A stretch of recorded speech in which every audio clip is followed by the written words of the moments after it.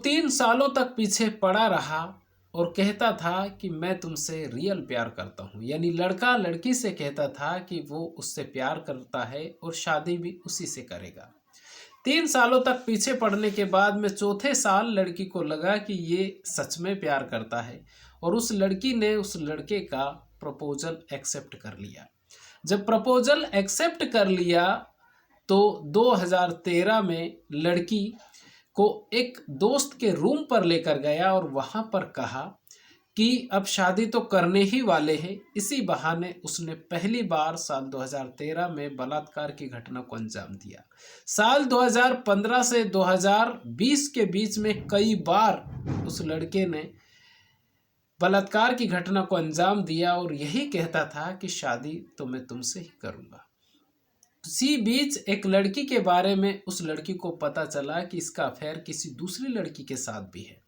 वो लड़की उस लड़की से मिली और उस लड़के ने मिलवाया और कहा कि ये तो रिश्ते में मेरी बहन लगती है। और 18 नवंबर 2024 को जिस लड़की को बहन बताया था उसी लड़की से वो लड़का शादी करने वाला था। ये कहानी है मध्य प्रदेश के बालाघाट जिले के भारतीय जनता युवा मोर्चा के जिला अध्यक्ष भूपेंद्र सोहागपुरे की। ये ऐसी झकझोर देने वाली कहानी है जिसमें पद, प्रतिष्ठा और लड़के ने कहा कि अगर मैं तुमसे शादी करूंगा तो मेरी बदनामी होगी। और ये एक ऐसी झकझोर देने वाली कहानी है कि लोग किस तरह से अपने पद का फायदा उठाते हैं और किस तरह से शोषण करते हैं। नमस्कार, मेरा नाम है मोहन अहिरवार और आप देख रहे हैं खबर हमारे इंडिया का यूट्यूब चैनल। दोस्तों, आज की जो सच्ची कहानी है इस कहानी को अंत तक जरूर सुनिएगा, क्योंकि ये जो कहानी है ये बालाघाट जिले के यानी मध्य प्रदेश के बालाघाट जिले के भारतीय जनता युवा मोर्चा के जिला अध्यक्ष भूपेंद्र सोहागपुरे की ये कहानी है। दरअसल भूपेंद्र सोहागपुरे और एक लड़की साल 2008 में बीएड की पढ़ाई कर रहे थे एक ही कॉलेज से बालाघाट में। इसी दौरान भूपेंद्र सोहागपुरे को एक लड़की पसंद आ गई और उस लड़की को उसने पहली बार 2008 में कहा कि वो उसको पसंद करता है। उस लड़की ने मना कर दिया। उसके बाद में भूपेंद्र सोहागपुरे 3 सालों तक लगातार पीछे पड़ा रहा और कहा कि वो उससे पसंद करता है, उससे प्यार करता है।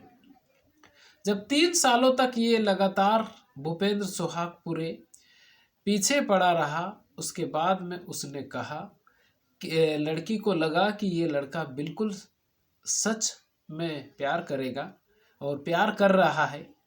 और उसने सोचा लड़की ने कि इसका प्रपोजल एक्सेप्ट कर लिया जाए। लड़की ने प्रपोजल एक्सेप्ट कर लिया और उसके बाद में साल 2013 में लड़की की जॉब लग गई सिंगरौली ज़िले में। मध्य प्रदेश का जो सिंगरौली ज़िला है वहाँ पर उसकी जॉब लग गई और लड़की बालाघाट से सिंगरौली चली गई, गवर्नमेंट टीचर बन गई, मिडिल स्कूल यानी माध्यमिक मिडिल स्कूल में पढ़ाने लग गई। भूपेंद्र सोहागपुरे और लड़की फिर भी लगातार बातचीत करते रहे। एक बार लड़की मिलने के लिए यानी अपने घर आई हुई थी बालाघाट में साल 2013 में। भूपेंद्र सोहागपुरे ने कहा कि वो मिलना चाहता है। उसने एक दोस्त के रूम पर वो उस सरकारी टीचर को लेकर गया और कहा उस लड़की को कि हम लोग शादी तो करने ही वाले हैं। और इसी बहाने उसने पहली बार साल 2013 में बलात्कार की घटना को अंजाम दिया। इसके बाद में साल 2015 में से लेकर 2020 के बीच लगातार वो बलात्कार की घटना को अंजाम देता रहा। कभी वो सिंगरौली चला जाता और जब भी वो लड़की मिलने के लिए आती तो यही कहता था कि हम लोग शादी तो करने ही वाले हैं। इसी बहाने वो बलात्कार की घटना को अंजाम देता था। और उसके बाद में जब वो लड़की बोलती थी कि शादी कर लेते हैं तो वो कहता था कि अभी मैं बेरोजगार हूँ, तुम्हारी तो गवर्नमेंट जॉब लग गई है मुझे रोजगार से जुड़ जाने दो, उसके बाद में शादी कर लेंगे। इसी बीच भूपेंद्र सोहागपुरे भारतीय जनता पार्टी में जुड़ा रहा और 2021 में भारतीय जनता युवा मोर्चा का जिला अध्यक्ष बना दिया गया। भूपेंद्र सोहागपुरे को बालाघाट जिले का भारतीय जनता युवा मोर्चा का जिला अध्यक्ष बना दिया गया। उसके बाद में लड़की को पता चला कि इसका किसी और लड़की के साथ भी अफेयर है। लड़की से मिलवाया भूपेंद्र सोहागपुरे ने पूरे विश्वास के साथ और कहा कि ये तो रिश्ते में उसकी बहन लगती है। बात आई गई हो गई। इस बीच लड़की को लगा कि ये जो लड़का है ये उसका शोषण कर रहा है और 2020 के बाद उसने उससे बातचीत नहीं की 1 साल तक। उसके बाद में वो जो लड़का था, वो लड़का 1 सालों के बाद में फिर से उस लड़की को उसने कन्विंस कर लिया और कन्विंस करने के बाद में फिर से वो बातचीत करने लगा और कहा कि शादी मैं तुमसे ही करूँगा। साल 2022 में यानी आखिरी बार उसने साल 2022 में उस लड़की के साथ बलात्कार की घटना को अंजाम दिया और उसने कहा कि अब शादी करेंगे। और 2024 में उस लड़के ने कहा कि एक काम करो, तुम्हारे घर वालों को कन्विंस कर लो, क्योंकि ये भारतीय जनता युवा मोर्चा का जिला अध्यक्ष बन चुका था, तो पद आ गया, प्रतिष्ठा भी आ गई, राजनीतिक रसूख भी बन गया। और उसके बाद में कहा कि तुम बातचीत कर लो। इस लड़की ने घर वालों को मना लिया, लेकिन एक दिन वो घर पे आया और कहा कि तुम नीची जाति की हो और तुमसे शादी करने पर मेरा अपमान होगा, मेरा पद है और लोग मुझे क्या कहेंगे। इसी बहाने उस लड़की ने लगातार उससे बातचीत करने की कोशिश की, लेकिन वो नहीं माना। 16 नवंबर 2024 को लड़की को पता चला कि वो लड़का किसी लड़की से शादी करने वाला है। वो लड़की 17 नवंबर को वहाँ पर पहुँच गई जहाँ पर वो शादी करने वाला था। वहाँ पर गई तो बहुत ज़्यादा लोग थे, तो उसने जहाँ पर वो फंक्शन चल रहा था लॉन में कहीं बालाघाट में, तो वहाँ पर उसने 100 नंबर को बुला लिया।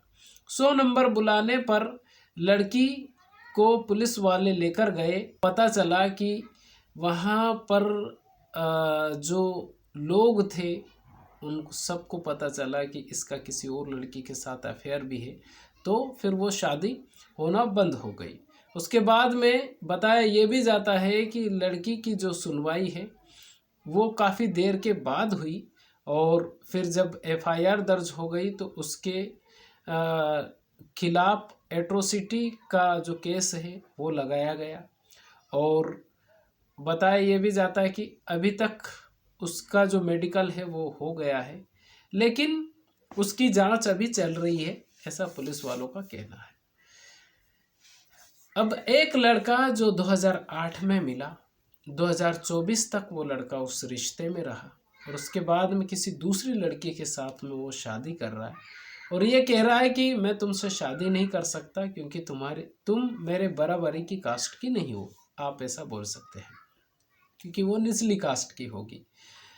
अब उसके ऊपर एट्रोसिटी का केस लगा है ये, लेकिन एक लड़का प्यार करता है, शादी का झांसा देता है, उस लड़की के साथ में शारीरिक संबंध बनाता है और उससे प्रेम संबंध का नाम देते हैं। उसके बाद में ऐसी घटनाएं सामने होती हैं। और जब उसकी पहली मुलाकात थी तब वो स्टूडेंट था, लेकिन अब उसके पास में रसूख भी है और एक पार्टी का उसके पास में एक तरह से वो जिला अध्यक्ष भी है, लेकिन अब उसका जो पद है वो भी खतरे में है और उसकी शादी तो टूट ही गई है। दोस्तों, इस कहानी को सुनाने का मकसद किसी के दिल को ठेस पहुंचाना नहीं, बल्कि आपको जागरूक करना है। ये कहानी आपको कैसी लगी आप हमें कमेंट करके ज़रूर बताइए। चैनल पर पहली बार आए चैनल को सब्सक्राइब जरूर कर लीजिए। खुश रहिए, अपने परिवार का ख्याल रखिए। अगर आपके घर में आपके दादा दादी हो तो 24 घंटे में 1 घंटा आप उनके पास जरूर बैठिए, क्योंकि वो जो आपको नॉलेज दे सकते हैं, वो जो आपको संस्कार दे सकते हैं, दुनिया की कोई यूनिवर्सिटी, कोई स्कूल कॉलेज ऐसे संस्कार नहीं दे सकते जैसे संस्कार हमारे घर के बड़े बुजुर्ग दे सकते हैं। तो खुश रहिए, अपना ख्याल रखिए। बहुत बहुत धन्यवाद आपका।